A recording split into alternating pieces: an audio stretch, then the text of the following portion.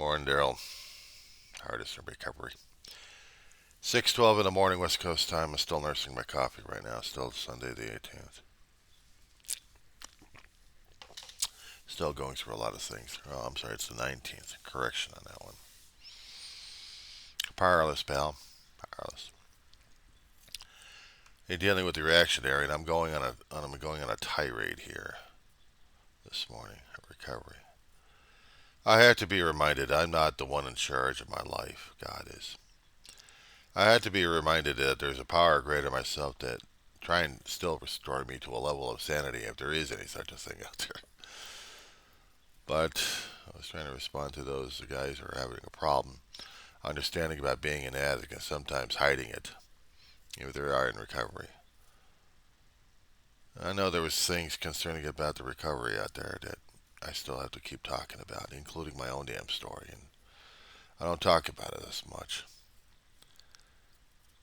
Even in recovery halls, I'll talk about it to someone else. I know I'm there for recovery, but the thing is, we go into recovery halls to share our experience, strengths, and hope, and it's hard for other people to understand that.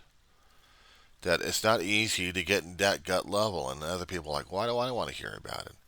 It's not for you, it's for the newcomer who's listening, who's who wants to hear it because they're sick and tired of sick and tired of sick and tired and sick and tired. They're that level right now, and they need every damn life support they can get, except for the one that keeps telling them that they should keep doing what they're doing, even though it's the level of insanity we keep talking about. Other people don't understand the damn thing unless they go through the damn shit themselves. And we tell our stories because we want them to walk through our shoes in the experience to listen through the story. We're our storytellers. We are our life storytellers. We are telling them how we're going through things, isn't it? We're telling them what the hell's going on in our lives. But we're not doing a great job at it. That's for damn sure. Yeah, we screw up because we're humans. We're supposed to screw up. We're supposed to do this bloody perfect? Are you kidding me? Where the hell you been? Shit. Where the fuck you guys been at? You think recovery is easy? Oh, no, no, no, no, no, no, no, no. You had to be admitted. You had to be powerless. You have to admit that you are humiliated, humbled. You are at the gutter level and worse. But even when you're there, you're thinking, what hope is there? Because there is hope of recovery. I had been force fed that stuff almost with coffee IV drips, and it still didn't get the damn shit. Not until I came that close to it. And it's those moments that makes you realize what the hell you're doing, and you wake up. Moment of clarity, they call it. Moment of getting your ass, your head out of your ass, and you hear that pop, and then you realize what the fuck you did. Oh, yeah, I know it too damn well. Said before in my other video, if I happen to get into extreme details of this damn shit, but suffice it to say that I was going to put myself into the obituary column, and Ma and Dave would never be the same. I would never be the same. I'd probably be in hell roasting over this one, or I don't know, maybe purgatory or something like that. But for me, I've already been through my hell and my purgatory, so now I am just struggling. That's all I can do for life. I share the experience, strengths, and hope once in a while because I need to hear it coming out of my mouth. Maybe God's trying to find a way to get through me. I hope so because I need that more and more. Because I am not doing the best I am doing right now. But I'm doing what I can. That's all I can do.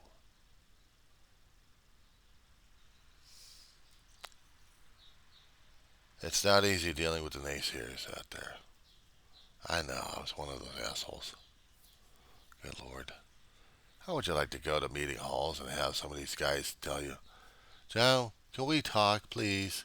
You look like you're a guy in trouble, or you look like you could use a friend, or else they're trying to find one way, and I'm like, leave me the fuck alone. I'm in my book right now. I'm reading reading something very important here. It's a Star Trek book. It's still something important to me. Leave me the file out. Are we doing the prayer yet? I kept thinking about the Serenity Prayer, the opening and the closing of the meeting halls. But the one thing I never considered is the damn thing might be useful as a tool for recovery, or even getting my head out of my ass. But they say everything's in God's timing, right? God's got a weird ass timing sometimes. We don't even know it. We don't even want to know about it. We're so damn control our own damn lives. It's not even funny. Even me. You think I know what I'm doing? Shit, give me a freaking break. I'd hear it in the meeting halls all the damn time. I want to share the shit I'm going through just to see I'm a big man building my own damn ego, my own damn street creds. I looked at the meeting halls for the past 20 years or more than that out here in Antelope Valley, and I'm thinking they're nothing but a bunch of egomaniacs. You get these cliques, you get these circles, you get these groups out there that thinks they know it all, but they don't know it all. But they try to do that way. And if you're not part of them, if you're not friendly with them enough, or not associating with them long enough, you just don't belong with them. I know. Because AA halls are cliques. It's not clique of recovery. It's personalities versus principles.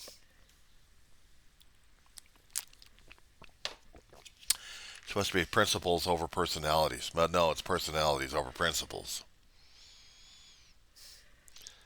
Oh, they'll talk recovery, but sometimes I wonder about that one. It's not for me to say. Yeah, it is for me to say. Yeah, it is for me to say because people will be saying it on the outside as well. They happen to see it. And they will see it.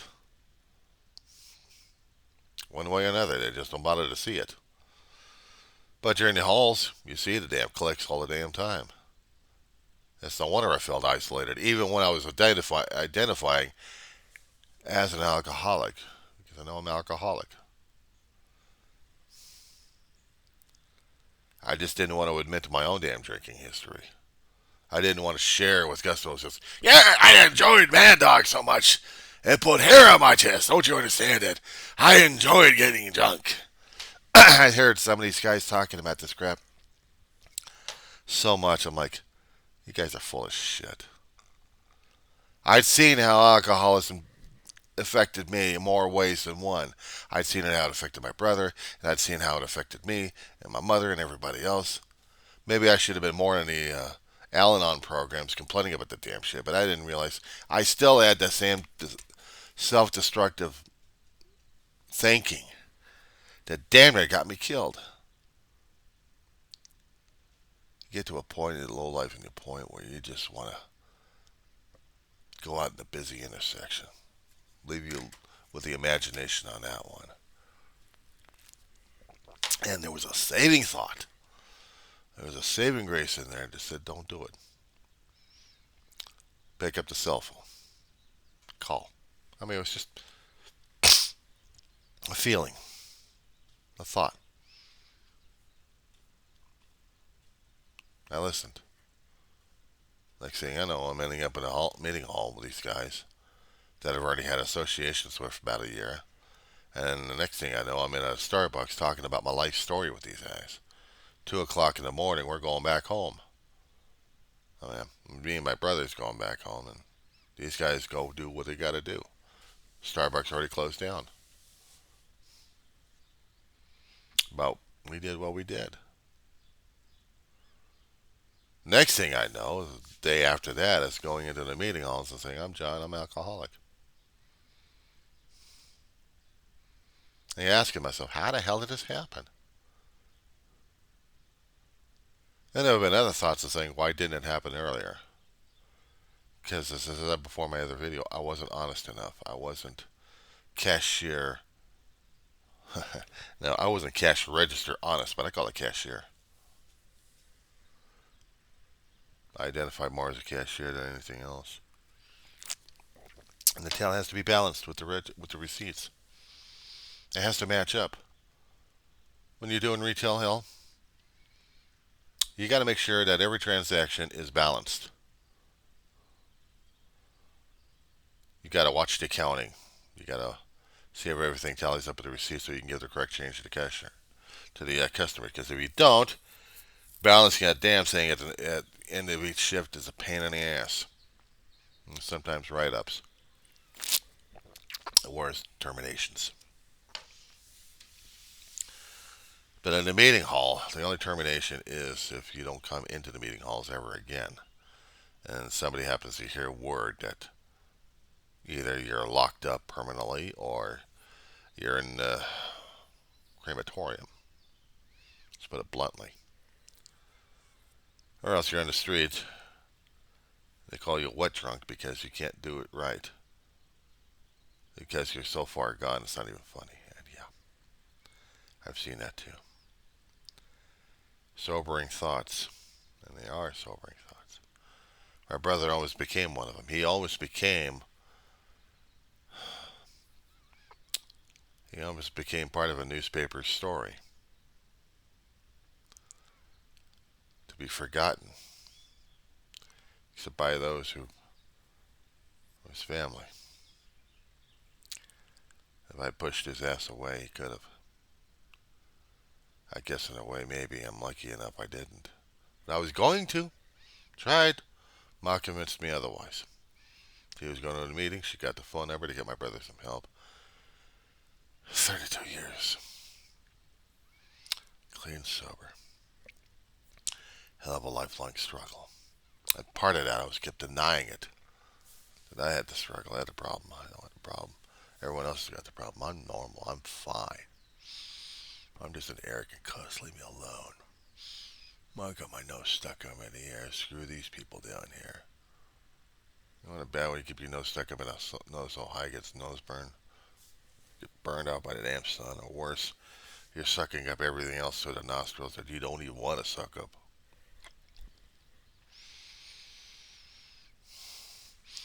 Responding to, oh, shut up, Don. Sorry, pal, but no story I gotta turn off at this point over here. That thing I wanted to say, and I wanted to talk to a friend of mine, artist in recovery, Daryl. I wanted to tell him and those that kept reading his story and kept hearing his story because they get sick and tired of it. There was one guy remarking on it.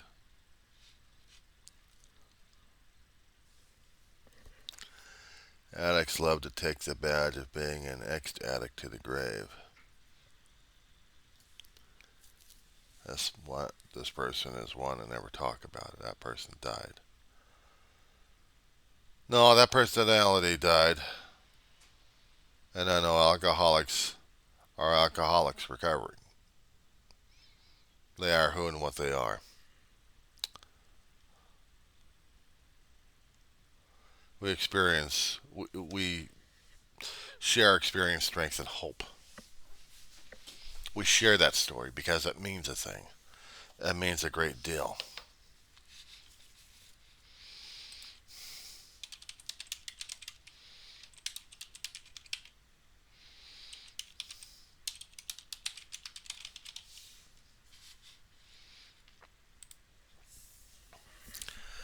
I'm telling my friend I'm doing the video responses on this one. You could probably ask me what's the benefits of being clean and sober? I'm alive. I'm awake. I'm not drunk. I may got to get more cents in my pocket here, but I'll use that for food instead of booze. And the thing is, even sometimes in the recovery halls when they get too damn cliquish, I miss my friends. I miss having the family. I'd seen my family struggle through the damn disease. But I'd seen my family struggle. I've heard my brother's story so many times I could sleep through the damn thing, and yet I heard. Because I lived through it. I lived through it. He's lived through mine. So it is important to us that we keep sharing experience, strengths, and hope. We share our memories. We share in what we are. Ma's been dead since 2013. Dave, 2018. He was months shy from having a 33 birthday of recovery. You understand what that means? For an addict alcoholic, doesn't matter what they're being addicted to, that's an important milestone to hear. Years of recovery. Years. 40, 50 if you're lucky if you see these old timers in there talking about their stories. I heard. I didn't want to hear it at first these days. I wanted to hear more and more about how they did it. Because their examples may be the stuff I could use for my recovery as well. How that dealt with this situation or that situation that may or may not come up. There have been elements of it that I would identify and said, I'm grateful I heard that. That's the thing about the program. You start being grateful for the life that you've just been handed over. You don't understand until you basically look back and you're looking at it and saying, wow, I did that. Yeah, you did that. But it wasn't all alone. That's the problem. That's the problem with the addicts, alcoholics out there. They think they have to do it all alone, and it isn't. It's a team thing. There's no I in team. We lean and cling on each other like crazy because we need the recovery from each other. We're like leeches, but sometimes we're sharing each other's life support to keep each other going through another day of this damn thing. It's a daily reprieve from whatever we're dealing with. We keep leaning on a power, whatever we call it, whoever we call it. It's still a power greater than ourselves that can restore us to a level of sanity. I put the level of sanity in there because they say it's sanity. Well, there's a level of sanity out there.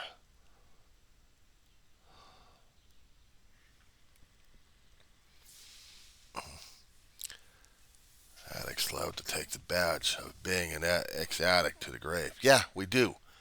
It's a badge of honor to ourselves, to our friends, to the people that we care about. They've seen us at our worst, now they're seeing us at our best, and they like to hear it that we are still recovering because they want to have hope in us as we want to have hope in them. I'll take it to the grave. I know a lot of addicts and alcoholics who took it to the grave, recovered. Recovery is possible. Recovery is possible. But the thing is, you have to do the daily grind in order to get it going. And the daily grind is to make that damn decision of saying, no, I don't want to be this way anymore. I want to be this way. I'm going to use whatever kind of tools I got in my tool book to help me out through it. If I got a book, okay, read the book. There are certain chapters we need to keep refreshing ourselves. Even me. There are certain sections there that we have to keep reminding ourselves what the hell it means. We go into meeting halls and reread some of these things because they're like a ritual, and they are a ritual. Because it's a tool to keep us sober, clean, addicted. Whatever we're using it for, to keep us alive. What's wrong with that? There's nothing wrong with that. So why are we treated in a comment section like we're dirty or something like that? That person died. Yeah, one personality died, but the other one is remembering that personality and showing that personality to the world. Yes, I was this person.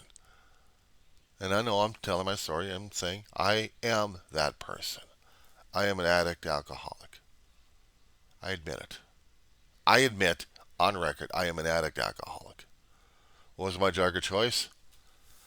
It wasn't the chemicals, but it was alcohol in a way. Narcissistic behavior. I was an overeater. I still am. I'm still a foodie. But I'm not trying to kill myself as much. I am also into my own grieving and mourning process. And itself, that's not an addiction. That's a process I still have to go through. I also admit I'm going to therapy.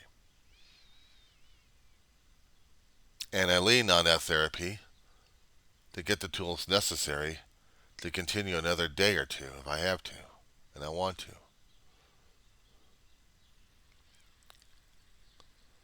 I had died. And I keep telling my story. I have died. I'm not talking about personality. I'm talking about literal. 4 years old, open heart surgery. They're not supposed to survive back in 1970, but they do. Three mitral valves leaking. One got sewed, the other one got patched, and the other one kept leaking. Because I died, went upstairs, and kept being denied entry. Because it wasn't my time. Medical records. I developed a unhealthy disdain for the medical establishment trying to keep me alive because I thought they were still trying to kill me. Painful tests just to see if I'm still alive. I get a sniffle. I get stabbed like crazy. You don't think this damn thing doesn't add up? Shit. I keep talking about it with therapists on this one.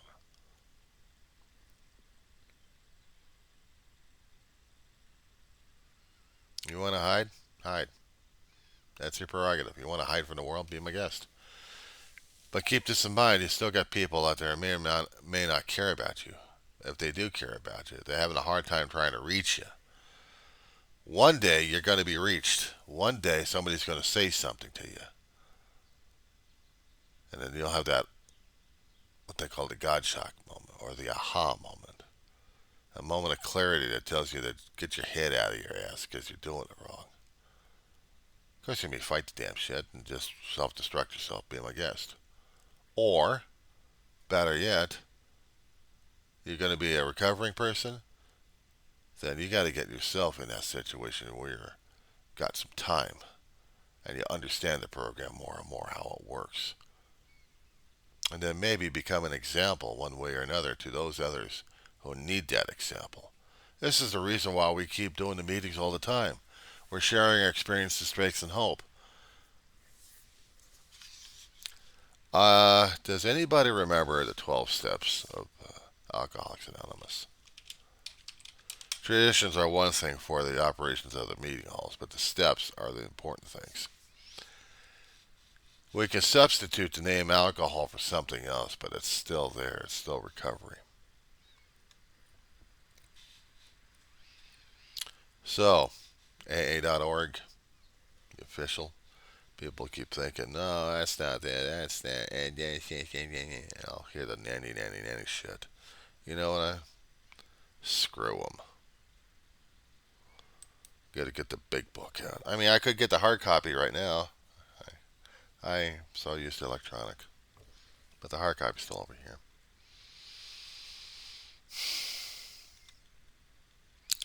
Chapters. Let's go over it. They got the Bill story for Chapter 1. Chapter 2, there is a solution. Chapter 3, more about alcoholism. And then Chapter 4 is about agnostics. Chapter 5, how it works. Now, the thing is, in the meeting halls, we read Chapter 3 and 5 on a constant basis on this one. And then at the end of the meeting, we do a vision for you. So, Chapter 3, anybody? I'm John, I'm alcoholic. Hi, John. Chapter 3, more about alcoholism. Most of us have been unwilling to admit we were real alcoholics, or substitute the word alcoholics for whatever your kind of issue is. No person likes to think that he or she is bodily, mentally indifferent from his fellows. Of course, not surprising that our drinking careers, or drugging careers, or whatever we're going through, has been characterized by countless vain attempts to prove we could, I'll use drink like other people. The idea somehow, someday he will control his drinking and enjoy his drinking is a great obsession of every abnormal drinker. Persistence of this illusion is astonishing. Many pursue it into the gates of insanity or death. Boy, do I know that damn one. We're learning we had to fully concede to our innermost selves that we were alcoholics, that this is the first step of recovery. The delusion that we're like other people, or presently maybe, has to be smashed. Some people like to smash on tables and make this thump here. I'm not doing that. We alcoholics are like men and women who have lost the ability to control our drinking. We know that no real alcoholic ever recovers control. All of us felt at times that we were regaining control, but such individuals, usually brief, were inevitably followed by still less control, um, which led in time to pitiful and incomprehensible demoralization. We know all that one. We are convinced to a man that alcoholics of our type are in the grip of a progressive illness. We get worse over any considerable period. We get worse, never better. True. We're like men and women who have lost their legs; they never grow new ones. Neither does there appear to be any kind of treatment that will make alcoholics of our kind like other men. We have tried every imaginable remedy. In some instances, there have been brief recovery, followed always by a still worse relapse. Physicians who are familiar with alcoholism agree. There is no such thing as making a normal drinker out of an alcoholic. Science may one day accomplish it, ain't done so yet. Now keep this in mind. This was made back in the 40s and 50s. They had wet brains during that time. They had people who couldn't control the drinking and drank themselves into insanity, where all they wanted was to drink. Pleasure centers fried out so much they didn't know what the hell to do except incarcerate them in sanatoriums until they thought they got sobered up, and then they start the whole process all over again. These are the things that we keep reading over and over again because we are reminded just how screwed up we are. But we also realize what recovery is. So we go into the process. Chapter 5, How It Works. I'm John, I'm alcoholic. Hi, John. Chapter 5, How It Works. Rarely have we seen a person fail who has thoroughly followed our paths. Those who do not recover are people who cannot or will not completely give themselves to this simple program. Usually men and women who are constitutionally incapable of being honest with themselves. Hello, me. There are such unfortunates. They are not at fault. They've been born that way. I make a funny thing about it, but it's serious at this point. I mean, it really is. They are naturally incapable of grasping and developing a manner of living which demands rigorous honesty, and that's the hardest part right there. As I said before, concerning about cash register honesty, balancing the till. Hello. Their chances are less than average. There are those too who suffer from grave emotional and mental disorders. Hello. But many of them do recover if they have the capacity to be honest. Hello, I have to be that way too. Our stories disclose in a general way what we used to be like, what's happened, and what we are like now. If you have decided you want what we have and are willing to go to any length to get it, then you're ready to take certain steps. As some of these, we balked. We thought we could find an easier, softer way, but we cannot. With all the earnestness at our command, we beg you to be fearless and thorough from the very start. Some of us have tried to hold on to our old ideas, and the result was nil until we let go. Absolutely, hell, we can relate with that, can't we? Remember, we're dealing with alcohol, cunning, baffling, powerful. Without help, it is too for much. It is way too much for us. But there is one who has all power. That one is God. May you find him now. And this is why they have the chapters to the agnostic for chapter 4, because those who cannot understand that there is a power greater than ourselves, well, we have different ways of trying to circumnavigate that way. But maybe later on, we'll talk about that one. Half measures availed us nothing. We stood at the turning point. We asked his protection and care was complete abandon. Here are the steps we took, which are suggested as a program of recovery. Keep that in mind, a program of recovery. It's a daily reprieve of this damn crap that we're going through, okay? One, we admitted we're powerless over whatever our condition is, that our lives become unmanageable. That means if you're drugging, drinking, addiction of any kind. Two, came to believe that a power greater than ourselves could restore us to sanity. Now, we all cling to the spirituality because we think it's a spiritual situation we got going on. But some other people cling on to other people as a power greater than themselves. Or even a doorknob can be a power greater than themselves because it's an inanimate object, but it's not going to kill you as much. Also, of course, the damn thing's going to be slammed in your face, and that's going to be the problem right there. Uh, Three, made a decision to turn our will and our lives over to the care of God as we understood Him. I make that emphasis. 4. Made a searching and fearless moral inventory of ourselves. Ooh, cash office register honesty. Admitted to God, to ourselves, and to another human being the exact nature of our wrongs. That's 5. 6. We're entirely ready to have God remove all these defects of character. If you're willing to go for it further into this program to recover, these are the things you gotta go through. And these are the things you have to go through. Because this is how we start life with us. A new life. 7. Humbly asked him to remove our shortcomings. 8. Made a list of all persons we had harmed and became willing to make amends to them all. 9. Make direct amends to such people whenever possible, except when to do so would to injure them or others. Keep that in mind. 10. Continue to take personal inventory and when we were wrong, promptly admitted it. 11. Sought through prayer and meditation to improve our conscious contact with God as we understood Him, praying only for the knowledge of His will for us and the power to carry that out. And 12. Having had a spiritual awakening as a result of these steps, we try to carry this message to the alcoholics and to practice these principles in all of our affairs. Many of us exclaimed, "What an order! I can't go through this." Do not be discouraged. No one among us has been able to maintain anything like perfect adherence to these principles. Keep these 4 words burned in your head. We are not saints. The point is, we are willing to grow along spiritual lines. The principles we have set down are guides to progress. We claim spiritual progress rather than spiritual perfection. Our description of the alcoholic, the chapter to the agnostic, and our personal adventures before and after make clear three pertinent ideas. 1. We were alcoholic and could not manage our own lives. 2.